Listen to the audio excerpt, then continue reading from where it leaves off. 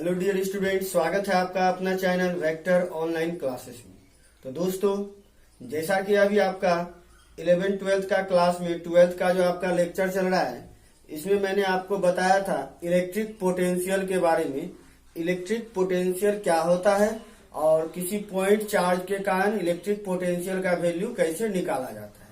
इसके बाद मैंने आपको बताया इलेक्ट्रिक पोटेंशियल ग्रेडियंट के बारे में, जो क्या था -dV/dx को हम लोग क्या कहते थे, इलेक्ट्रिक पोटेंशियल ग्रेडियंट कहते थे, जिसका एक्सप्रेशन आया था आपका क्या, E = -dV/dx आपका आया था।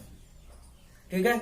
नेक्स्ट जो आज हम लोग देखने वाले हैं वो पहले अभी हम लोग देखने वाले हैं कि सिस्टम ऑफ चार्जेस, मतलब बहुत सारे चार्ज रखा जाए तो उसके कारण इलेक्ट्रिक पोटेंशियल का वैल्यू कितना होता है। इससे पहले आप जान लें कि पोटेंशियल जो होता है वो क्या होता है, एक स्केलर क्वांटिटी होता है, और जितना भी तरह का, जितना भी पार्ट के कारण, जितना भी आवेश के कारण लोग पोटेंशियल निकालेंगे, तो चूंकि ये एक स्केलर क्वांटिटी है इसलिए सिंपल इसको हम लोग क्या करेंगे, जोड़ देंगे। ठीक है। तो अभी जो हम लोग देखने वाले हैं वो देखने वाले हैं इलेक्ट्रिक पोटेंशियल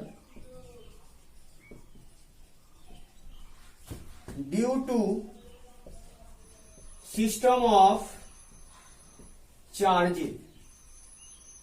कहने का क्या मतलब हो गया, बहुत सारे आवेश के कारण पोटेंशियल का मान कितना होता है ये आपको निकालना है। क्लियर। तो अब यहां क्या करना पड़ेगा, बहुत सारा चार्ज क्या है, तो मान लेते हैं, माना कि Q1 Q2 Q3 ... Qn आवेश क्रमशः अलग अलग स्थान पर रखा गया है, जो टेस्ट चार्ज से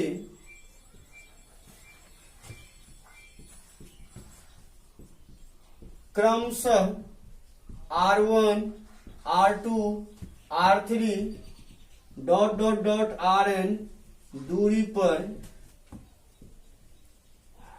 रखा गया है। यदि इन आवेशों के कारण इलेक्ट्रिक पोटेंशियल का मान क्रमशः V1, V2, V3, Vn हो, तो अब क्या ले लिया हम लोग, मान लिया कि आपके पास आवेश है Q1 है, Q2 है, Q3 है, इस तरह करके n आवेश है। ठीक है। और अलग अलग स्थान पर रखा गया है। टेस्ट चार्ज कोई है जिसको हम लोग क्या करते हैं, अनंत से उठा करके लाते हैं, उससे जो दूरी है, टेस्ट चार्ज जो है यहाँ पर आपका लिखा गया, तो टेस्ट चार्ज से क्रमशः R1 R2 R3 Rn दूरी पर रखा गया है। यदि इन आवेशों के कारण विभव मान लिया कितना है, V1 V2 V3 है, तो कुल विद्युतीय विभव V बराबर V1 plus V2 plus V3 ... क्या हो जाएगा, Vn हो जाएगा। क्लियर।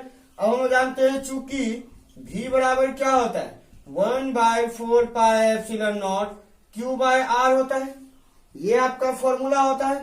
और यहाँ Q का कौन सा है, तो जिस आवेश के पास हम लोग यूनिट चार्ज को उठा करके लाते हैं, मतलब यूनिट चार्ज से इसको कोई मतलब नहीं है। ये जो आवेश है Q1 Q2 Q3 यहाँ जो उठा करके लाएंगे उस आवेश से मतलब है। तो Q की जगह क्या हो जाएगा, Q1 Q2 Q3।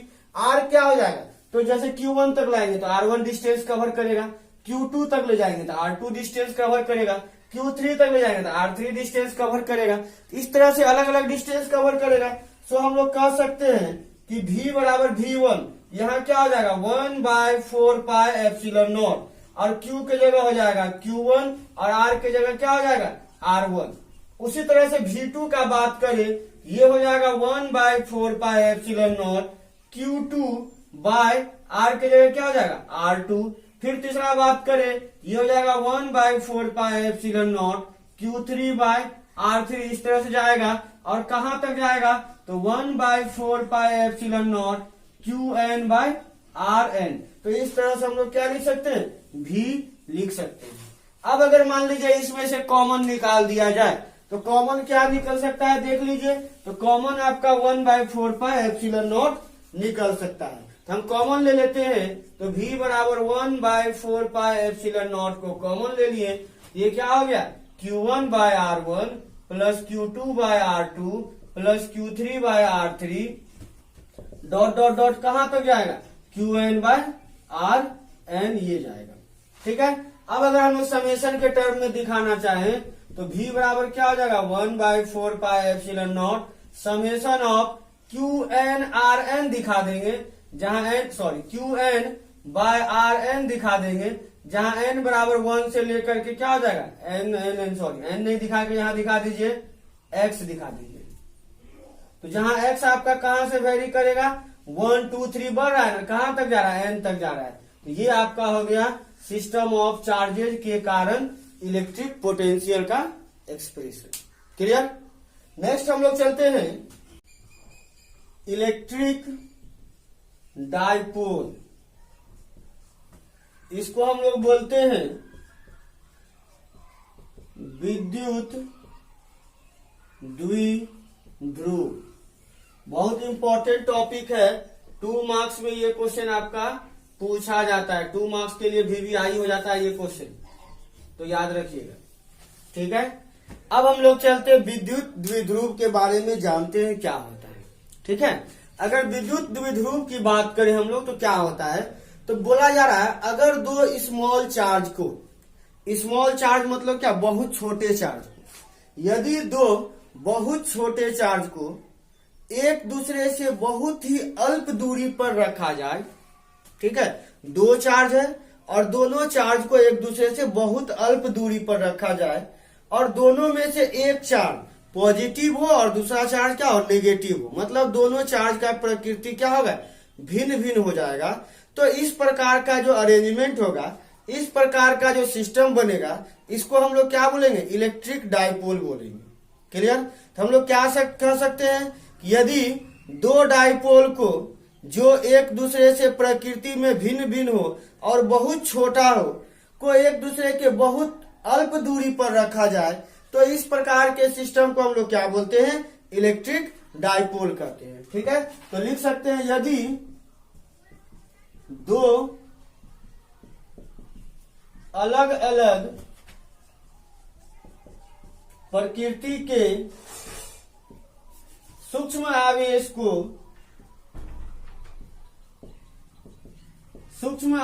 को बहुत ही अल्प दूरी पर रखा जाता है, तो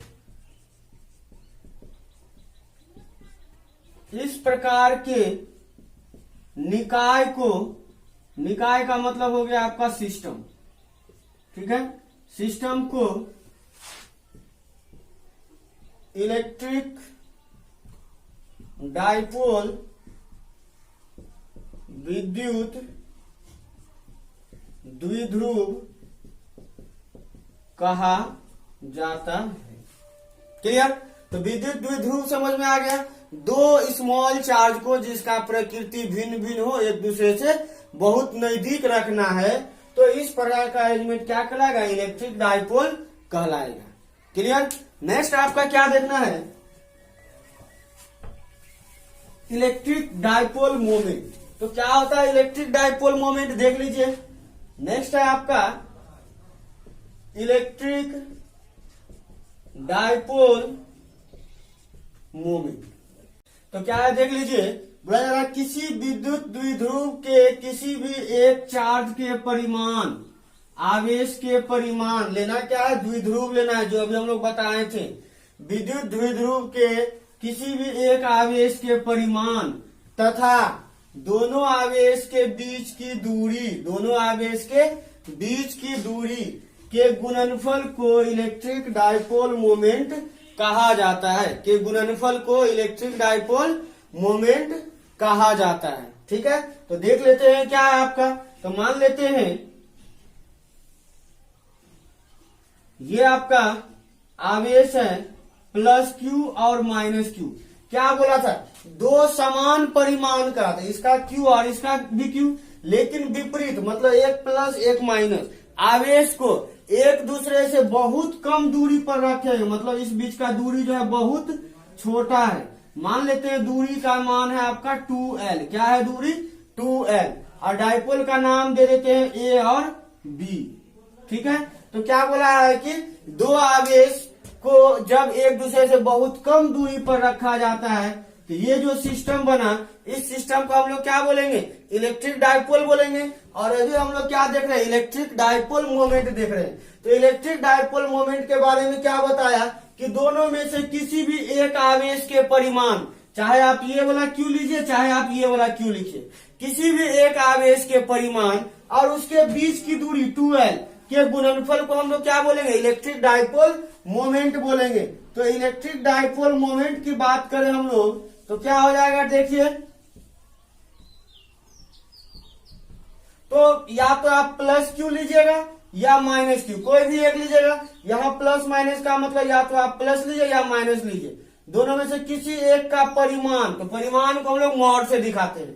तो परिमाण और दोनों के बीच का दूरी क्या है, 2L। तो इस दोनों का जो गुणनफल है इसी को हम लोग क्या बोलेंगे, इलेक्ट्रिक डायपोल मोमेंट बोलते हैं। अब इलेक्ट्रिक डायपोल मोमेंट को P से सूचित करते हैं। तो P बराबर क्या हो गया, Q गुना 2L। P बराबर क्या हो गया, Q गुना 2L। अब दोनों में से कोई भी एक ले लेंगे हम लोग, मॉड से निकालेंगे तो प्लस में निकलेगा, माइनस से कोई मतलब नहीं है, ये निकल जाएगा Q गुना 2L। ठीक है, यहां P क्या है, तो इलेक्ट्रिक डायपोल मोमेंट है। क्या है, इलेक्ट्रिक डायपोल मोमेंट है। क्लियर।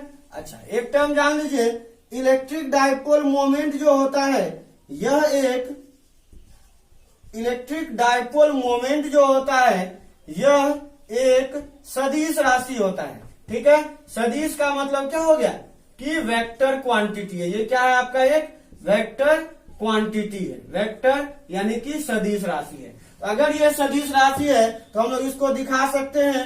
तो P बराबर हो जाएगा Q गुना 2L। L में क्या किए हम, वेक्टर लगा दिए, तो ये हो गया आपका। ठीक है, अब इसका कुछ न कुछ दिशा होगा ना, तो दिशा क्या होगा, तो लिखते हैं डायपोल मोमेंट की दिशा, डायपोल मोमेंट की दिशा हमेशा